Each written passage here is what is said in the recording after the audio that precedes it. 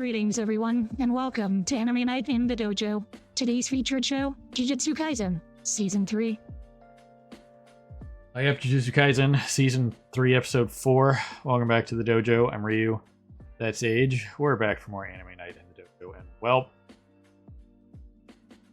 I don't know. I got nothing. Today's been all over the place. I got nothing for you guys.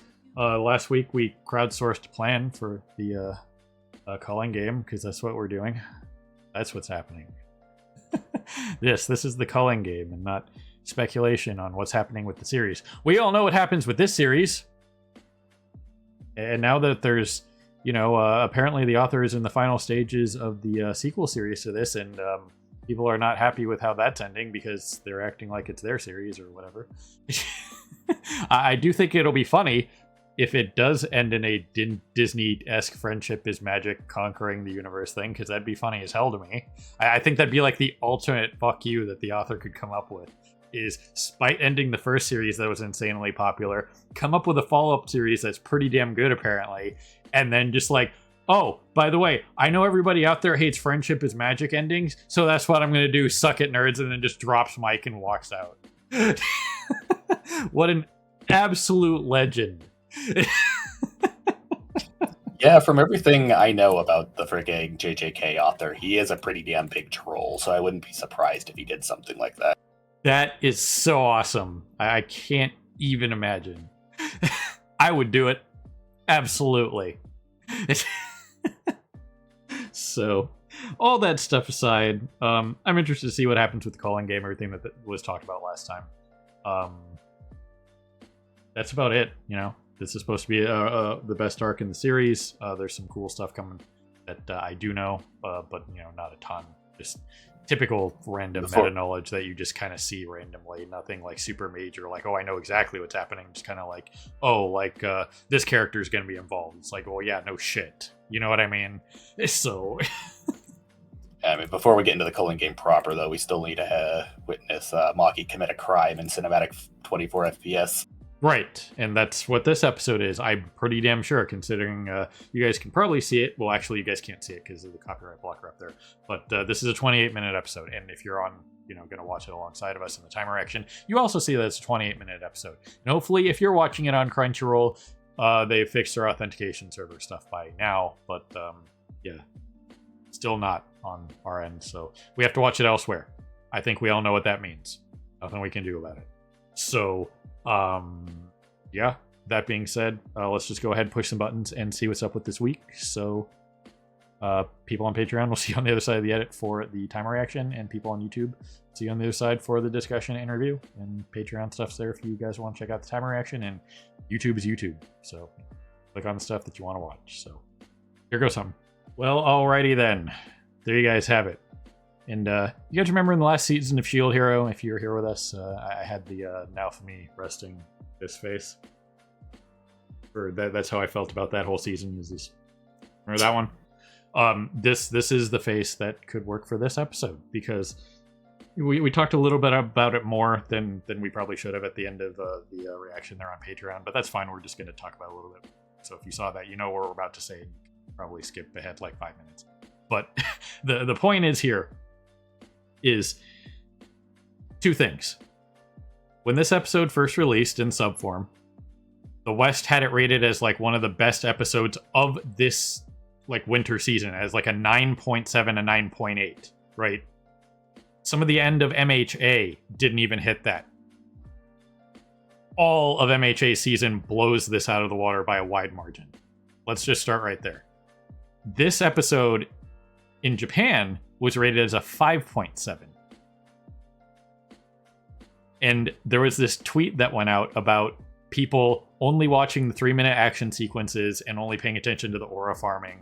And because of hyper small attention spans, you didn't watch the rest of the episode. You just watched the 3 minutes of action. If that's all you watch, yeah, this was a fantastic episode. But 3 minutes of action does not mean that the entirety of the thing is a good episode.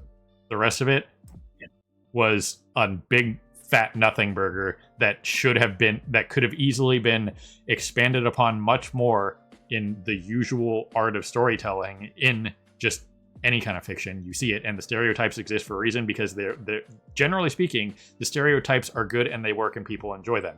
The whole like Fry, people don't want to see anything new and exciting. They want to see the same thing they've seen 1,000 times before. You know what I mean? Because it works. Yeah, you can totally do something new and make it work, but more often than not, you need to kind of stick to the format. Yeah. Because that's what people are used to, and that's what works.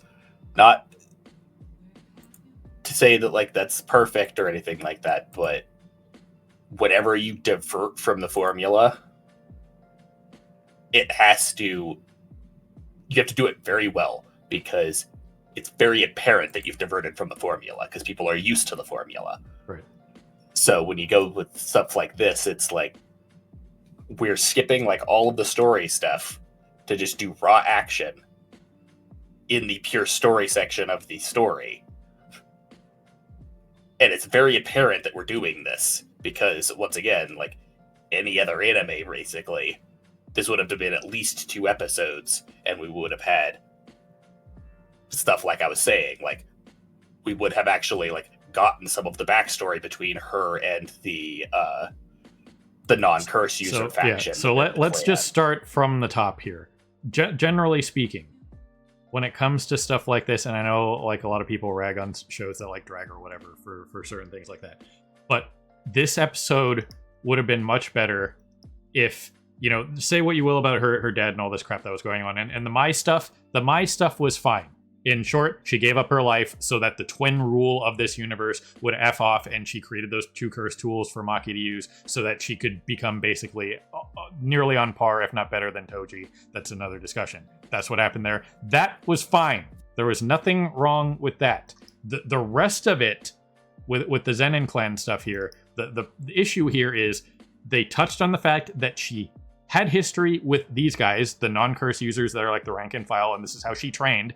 This right here, before this whole sequence started, when that was mentioned, and when we get the the head guy of he's like the captain here at the end of the Kill Bill sequence, the guy that walks in here with his freaking pompadour, is you would assume that this is usually the time where you'd get flashback, Maki training as a kid with these group of people, and like a 5-minute sequence of that, and then she takes them out.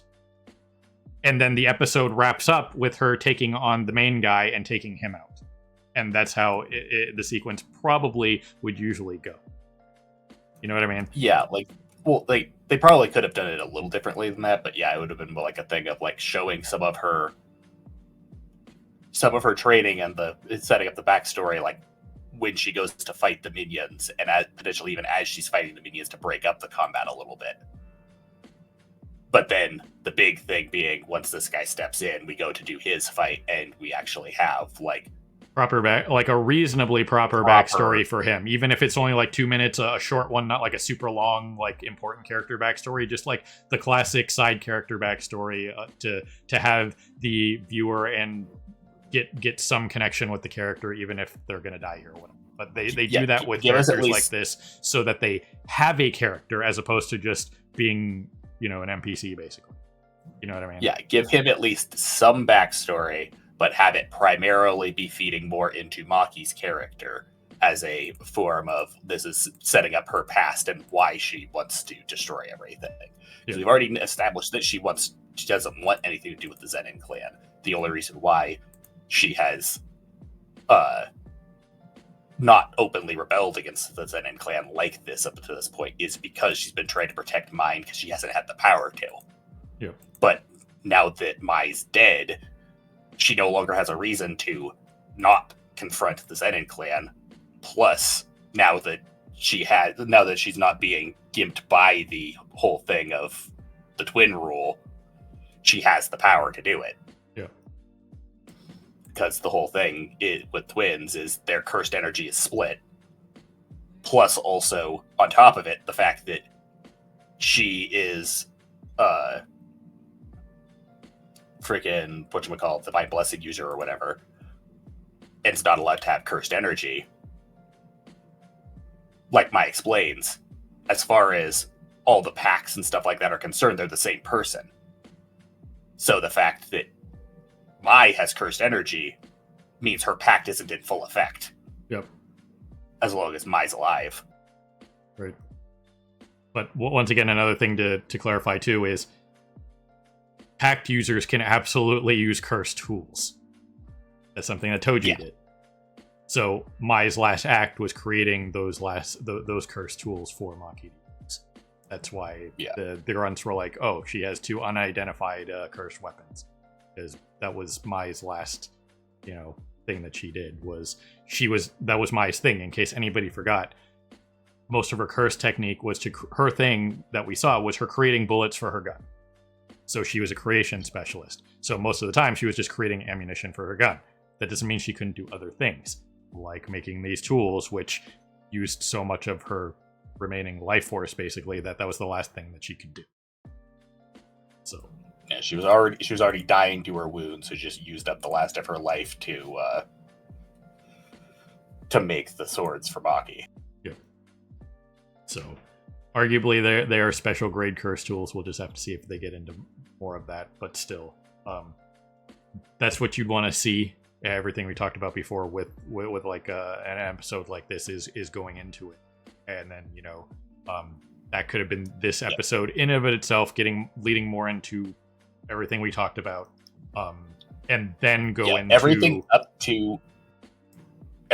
to her killing her dad was totally fine. It's after that is where we just sped run through everything and it really drug out. Yeah. So these 3 should have had the next tier above on backstory. That should have encompassed the entirety, like the majority of what would be the next episode. So like in episode 5, could have been half them and then half of like a little bit more on Noya. We know what his deal is for the most part at this point. So he could have had a little bit less, obviously. The little kid backstory that we got of him probably would have been enough. You know what I mean? Because of everything else that we've got on him. But these 3 should have had massive backstories, Yeah. Well, I don't necessarily massive backstories, but we should have still had at least something on them. Yeah. Naoya, we already got a lot establishing Naoya just from the first episode. We probably should have got a little bit more, though, in the whole, him as a kid and his, it implies that he's always idolizing Toji and what his relationship to Toji was, because we saw a side of Toji that we hadn't really seen before, which was his depressed while he was still in the Zenin clan era. Yeah. All we ever really saw of Toji was a bit of Toji while he was growing up, and then after he left the Zenin clan and was in his full badass mercenary arc. Yep. So, and let me clarify, by massive backstory, I mean something less than a full episode, obviously. A couple minutes. You know what I mean?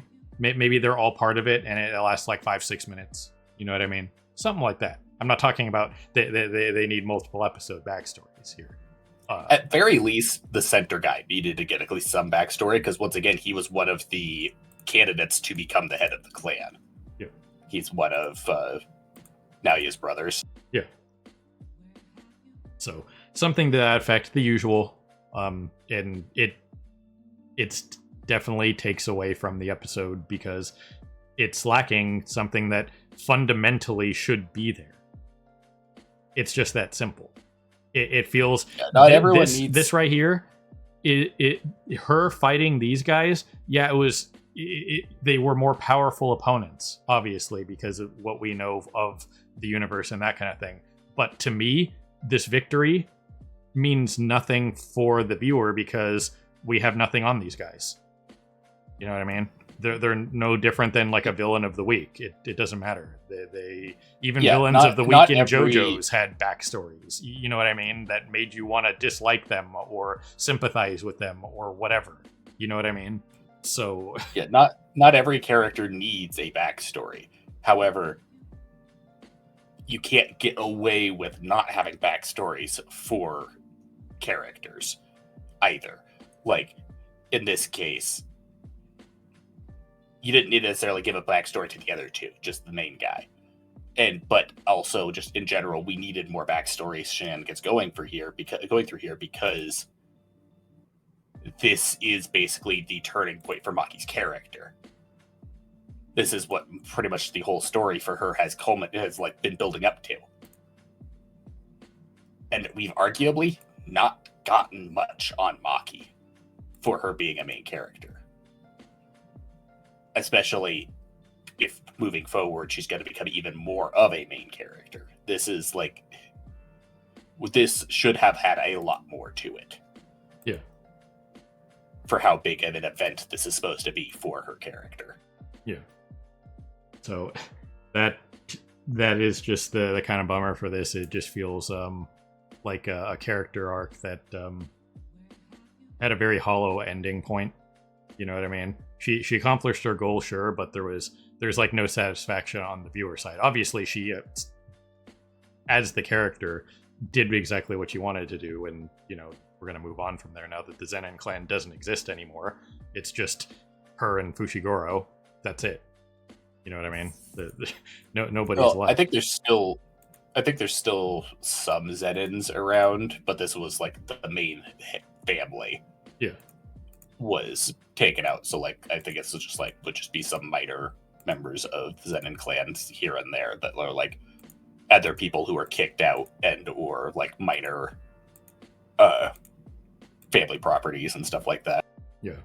So it just seemed from the viewer standpoint and the storytelling standpoint a hollow victory and a real bummer for a character that had the potential to, well, we talked about earlier in the series before everything happens with the author, that Nobara had the best odds to break shonen girl syndrome. That was something we talked about in season 1 when we did this a couple years ago. And Maki had the potential as well.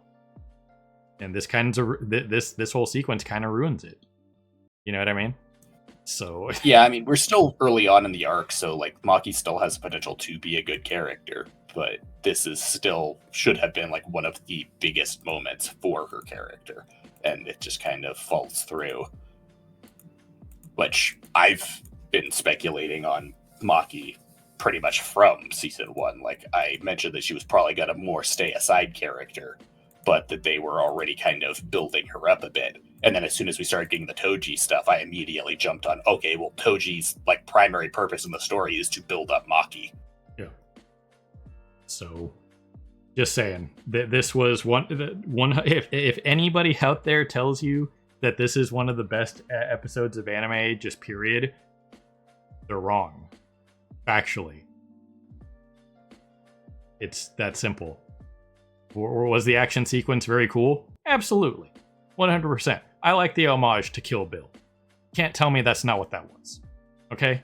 So, doing that, very cool. Them going full grayscale and then just the blood, I like it. Absolutely. Cinematography, totally fine. But you fell flat on every other aspect. So, in the typical 5-star point, pie, or, just like if you look at like a 5-tool player or whatever, and it's like filling out the pentagram, you filled out one part of it. The rest of it is still stuck in the middle there at a big fat 0 out of 5. You know what I mean? I wouldn't say full 0 out of 5. Like I said, the stuff not the 0 stuff at the out beginning, of 5, but you know what I mean. Very low, like 1 or 2 tops for the most. Yeah, most of the stuff at the beginning leading up to like her dad's death was all fine story wise. Yeah, that was all fine. But we sped run too much of the other stuff, like the Naoya fight as well. Like that should have been not like half an episode to itself, but at least 7 or 8 minutes, not the like 2 minutes that we got. Yeah, even at this being an extended episode, and I landed right on the thing that I wanted to, and I made a Dr. Mike joke for anybody who knows him, big time YouTuber and actual doctor. This injury, he's dead. Okay, the fact that he limped home, no. I don't care what kind of cursed energy, we've been over this before, all this kind of crap. When he says that she should have killed him, and they went with the whole like route of her mother doing it and what happened with that. No, this right here, he's dead. 100%.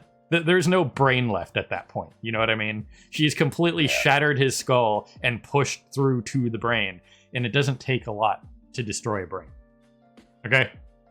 So, I mean, yeah, technically speaking, you can literally kill someone just by punching them in the nose. It just sends the cartilage into their brain. Yeah. So at the end of the day, I don't care what kind of curse technique he's got going on, how tough he is, it doesn't matter. You know, Gojo talked about that. And that's another thing that I will mention about that. That is something Gojo talked about in this series. You cannot train your internal organs to become tougher. You know what's an internal organ? Your brain. Yeah. So he'd be free and dead right here. So that's another thing that I kind of disagree with, just from a reasonable standpoint, is, you know, Gojo has mentioned nobody outside of like Heavenly Pact users even they can't really like make their internal organs that much stronger. You know what I mean? So once you get to the internal organs, it's GG. You know what I mean?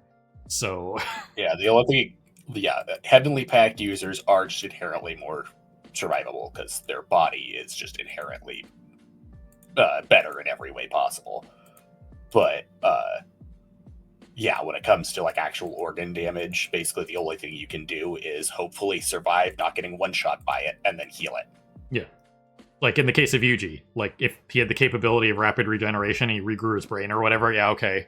But he doesn't have this. You know what I mean? Unless he has the reverse curse technique, which once again, you still need to survive to be able to use, unless you have some gimmick like freaking Gojo's automated freaking cursed energy. Right. So this was another problem that I took with this. Was this cool? Absolutely. 100%.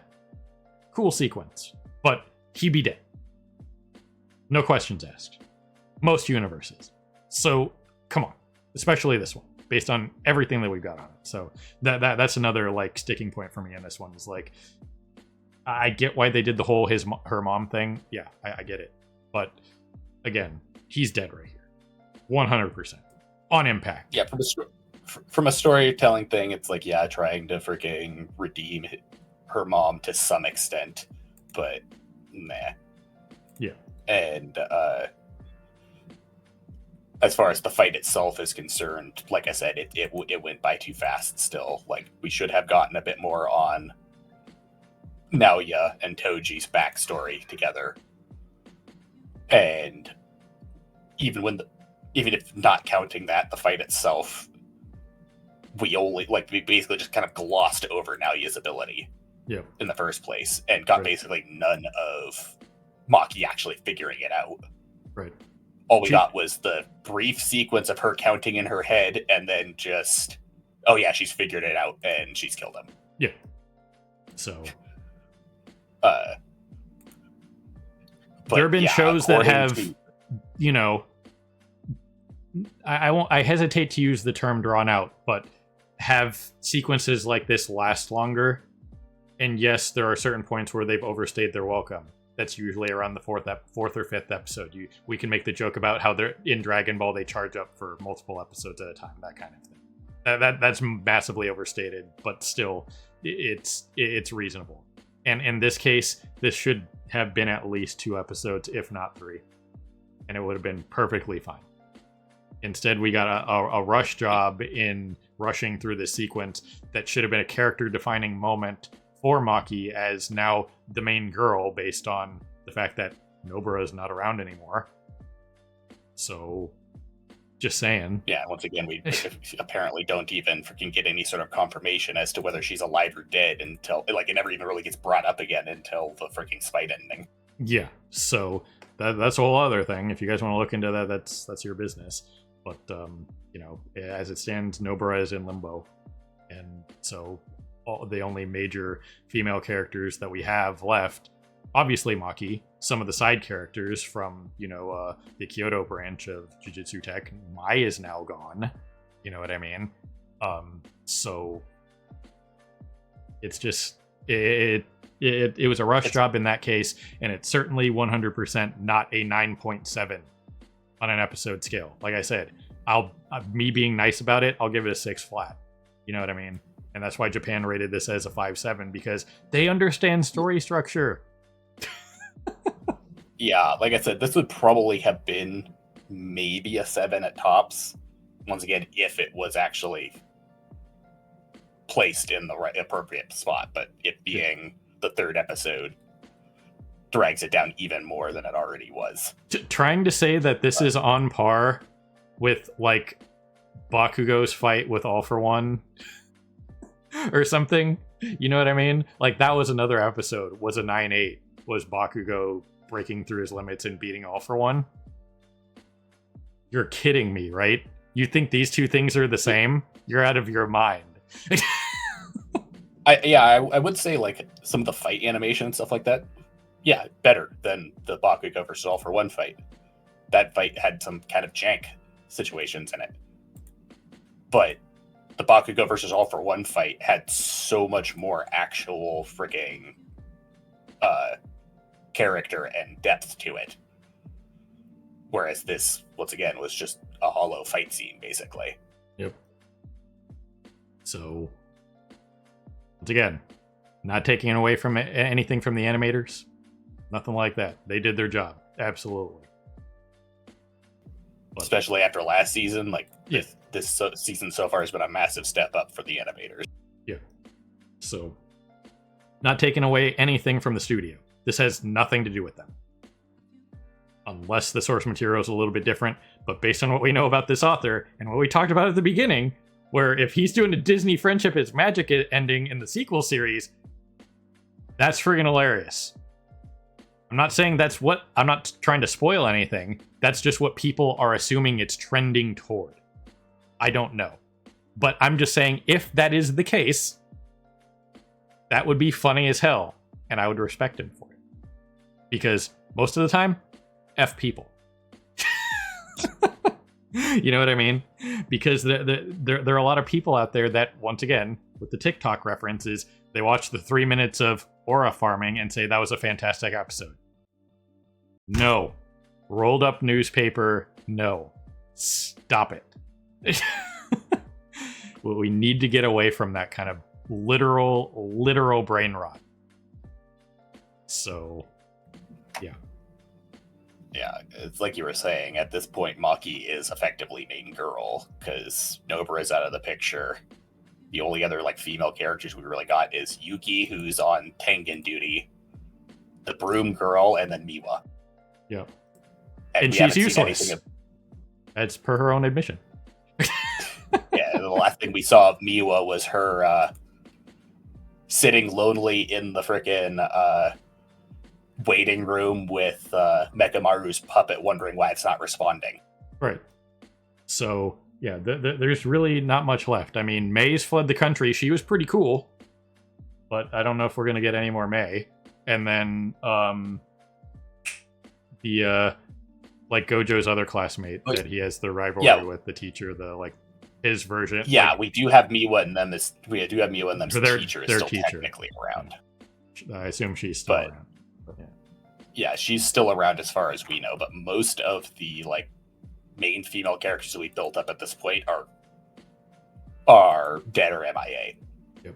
And any characters that we get in the culling game here at the colonies, like in the characters that we see in the intro and stuff like that, they're not going to be around long enough to establish themselves in a position like this.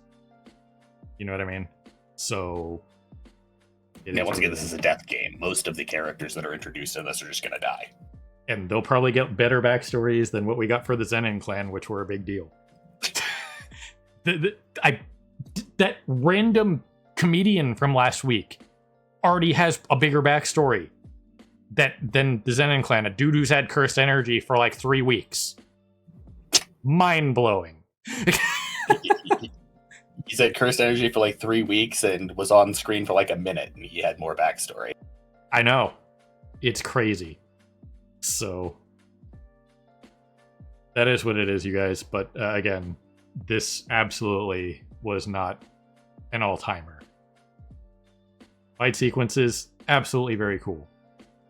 you need the whole package to push anywhere in the boundaries of the 9.0 range. You know what I mean? If you're going on that scale of 1 to 10, and you're using the point system, so like 9.5, 9.6, that kind of thing, you're using the point system there. If you're pushing into the 9s, you have to have a very, very good episode. And a fight sequence like this does not carry anything. You know what I mean? It can't. There's no single fight sequence that could carry anything. You have to have the other pieces of the puzzle to have anything be in the 9s. And this 100% way more on the Japan side of rating, where they had it at a 5.7, and that is way more accurate than a 9.7. You know what I mean? Because they understand story structure, they know what they want, what they're looking for, what makes a good episode, and this was not really that good of an episode. You know what I mean? You just watch a 3 minutes fight sequence like the Burn says, absolutely. Yeah. That's not the whole episode, though. This was an extended episode, mind you. This was 28 minutes. You know what I mean? Yeah, they had 4 extra minutes to not use on the Naoya fight. Right.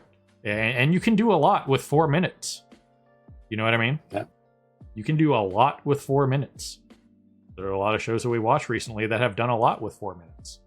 And, this did not... honestly, I feel like the biggest thing really was just the Naoya fight. Like, the rest of the characters being sidelined the way they did, without any sort of indication, probably still would have been able to be justifiable if the Naoya fight was a proper payoff.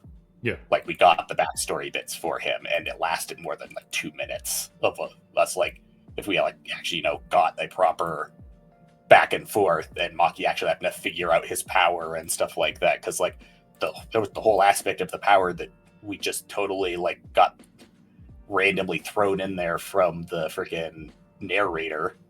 Yeah. That we never even got to see, because it didn't come up in the fight between him and Choso, and then freaking Maki figured it out before it ever actually happened, which was the whole thing of, if you're not moving in 24 frames, you're not moving.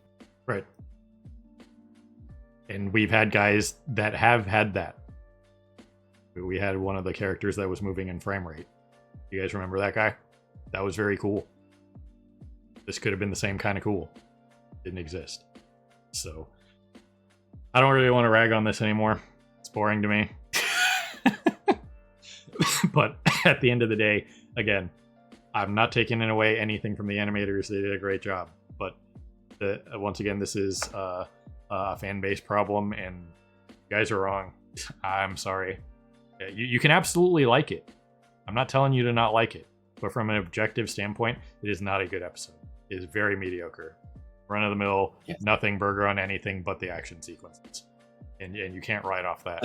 Especially when the action sequences are shortened, could have been cooler, and take away from the overall everything of the story that we talked about. So, yeah, the story is a massive flop. The animation was good. The fight scenes were fine, but should have been better. Mostly because there should have been actual impact to them. And the fights, the Goon fight was a good fight. But the Goon fight should have been shorter so that the actual fights could have been longer. And story-wise, once again, it's basically all just the only bit of actual story was just everything leading up to her killing her dad. Yeah. After that point, the story just stopped existing. Yep. So, anyway, this was what it was, but yeah, I figured, you know what I mean? When I saw the hoopla with the West having this at a 9.7, I was already raising my eyebrow because, I figured this was going to be a cool sequence, but once again, the West picked solo leveling over Fryren, so that's already a pretty big negative. I knew you'd been bringing that up a bunch, but I didn't know exactly what episode it was about. And I knew that this was the Maki episode, but I didn't know that it was this episode that was the problem. So I was going into this episode not really with any significant expectations one way or the other. I just knew that it was going to be the Maki episode. But yeah, no, it was a pretty big flop. Yep. So, anyway, ladies and gentlemen, people of YouTube and however you're watching, as always, we appreciate you stopping by and hanging with us here in the dojo for more Anime Night in the Dojo. It's Jujutsu Kaisen, Season 3, Episode 4. It seems we'll be moving into the culling game proper next time. They're going to go recruit the third year that got suspended or whatever, so that could be fun. There was some sexual innuendo in there. And, I'm a guy who likes comedy, so maybe we'll have a better time next week. So, everybody, have a good morning, evening, afternoon, whatever it is for you. Have a good one. See you next time. Hey everyone, Victoria here. If you enjoyed the video, please consider pushing those like and subscribe buttons. Your support is greatly appreciated. Thanks again for your time, and we hope to see you again in the future.